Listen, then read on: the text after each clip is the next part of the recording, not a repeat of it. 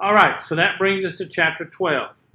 Chapter 12 deals with concluding your speech. It's in those final few moments when you are doing your best to drive home the message of the speech while leaving a favorable impression on your audience. That last chance that you get to wrap things up and help them remember what you said. In that moment, an appropriate ending can either make or break the entire speech. I know I said this about introductions. Without a good introduction, the rest of the speech doesn't matter. Now I'm saying it about conclusions. Without a good conclusion, you can lose everything that you accomplished up to that point. Your conclusion should compel the audience to continue to think about your speech long after you finish speaking. If you can give a speech in such a way that the next day an audience member is still thinking about what you said, then you have accomplished what it was you were trying to do. Whether they agree with you or not, whether you persuaded them or not, you've done what you can do as a public speaker. You've drawn them in, you've gotten them to think about the subject at hand. So that's what you're trying to do in your conclusion, wrap things up and leave a lasting impression on them. So you want to end your speech on a strong note. With that in mind, going back to the don't be long-winded thing, your conclusion should not be lengthy. The average conclusion should be about 5% of the speech. That means that in a 10-minute speech, you should have a minute for your introduction and 30 seconds for your conclusion, leaving you 8.5 minutes to make your main points. You follow how that works? So the conclusion should be short.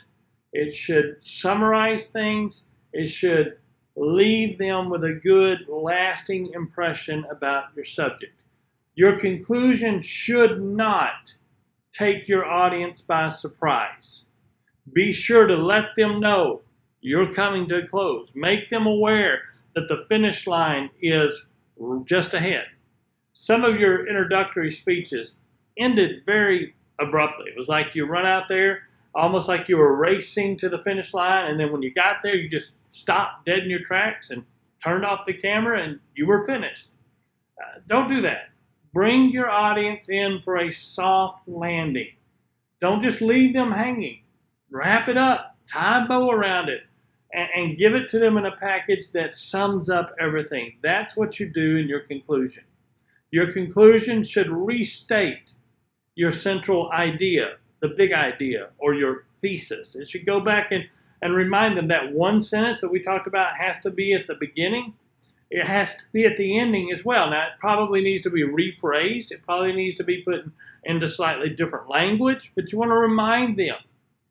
Something else about your conclusion is that it should never introduce new ideas. This is not the point to make an additional point. This is not the point to raise some new thought or concept. This is the place where you're tying it all together and hoping that you can put it in the mind of your audience in such a way that they won't forget it. Don't bring in new evidence at the end of your speech. New evidence is entered in the body of your speech.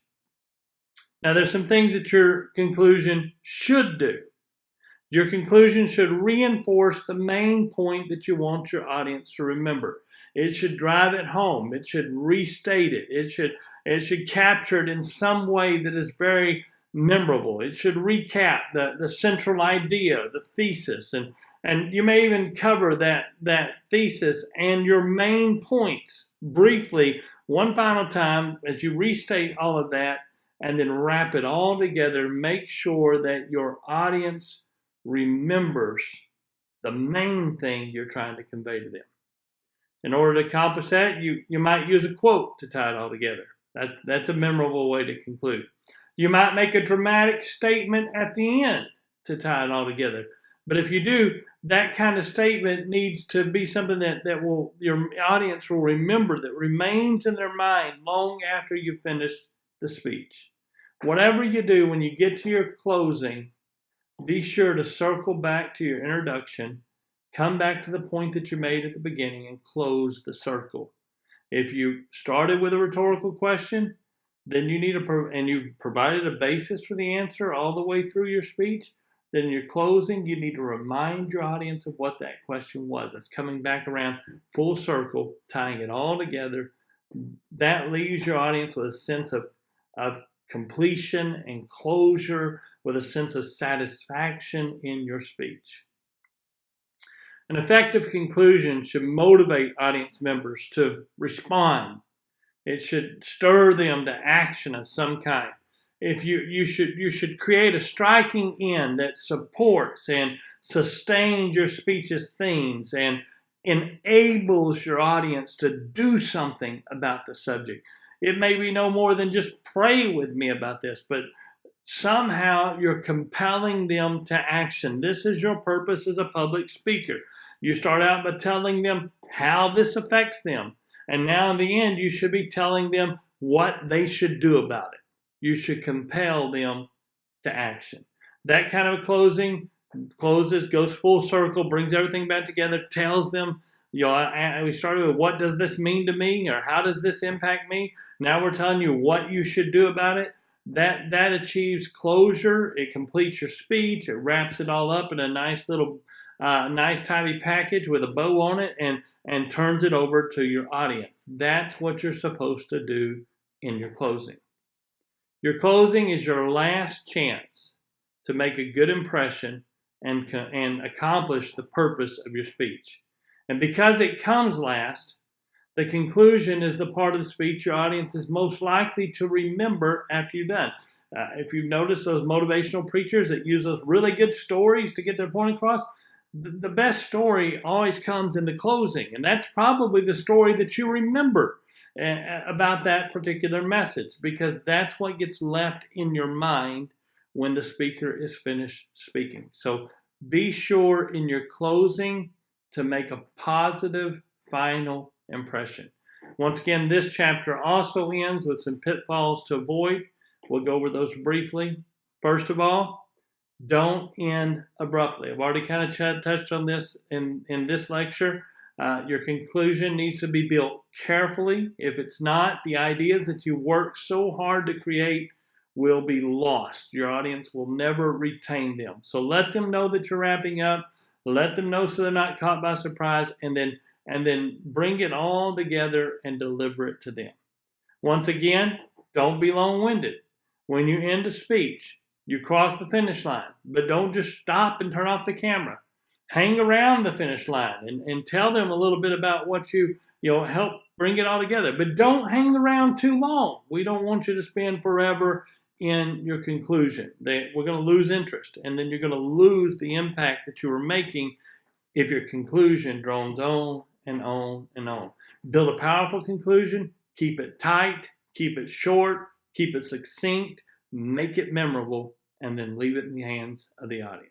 I've also already said this, but don't introduce new ideas in your conclusion. When you're closing things out, it's not the time to start talking about new things. It's the time to wrap everything up. It's the time to conclude things, to draw things together, and to leave your audience with a memorable impression of the point you've been making all along. And finally, don't end with a thud.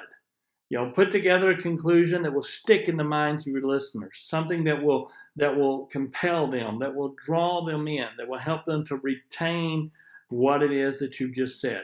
Create an ending that has some type of an appeal. Maybe it's an emotional appeal. Maybe you appeal to their sense of justice. Maybe you appeal to their sense of right and wrong. Whatever it is, you want to appeal to them. You want to leave them with, or maybe you just answered the question that you started with. Whatever it is, you want to bring it all together, and you want to inspire them rather than let them down.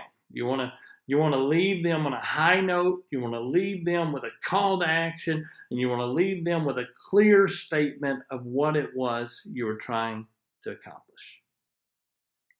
That wraps up this week. I pray that you're having a great week, and I'm looking forward to spring break coming up just a few weeks away. But in between now and then, we have our midterm. It is next week. Don't forget that. This week, your assignment is a discussion post. It's nothing real deep and crazy. Just be sure to get into it. Talk about introductions and closings and some of the material that we've discussed here, and feel free to add to it. Give your own personal examples or whatever you want to do.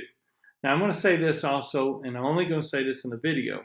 So if you're watching this video and you have missed significant assignments, you've got 3 or 4 assignments that you haven't turned in, and you're presently failing this class, if you will, and that's not very many of you, that's very few. As a matter of fact, it's probably a very few that will not be watching this video. But if you are watching this video, then I'm asking you to contact me, reach out to me, some way establish communication with me, and I maybe can give you 1 extra credit assignment or something you can do to help bring your grade up a little. I am not gonna pass you if you don't give any effort. But if you're willing to give the effort, and perhaps you've just gotten busy with school or work and you missed an assignment and you didn't know how to go back and make it up, I'm giving you this 1 shot at grace.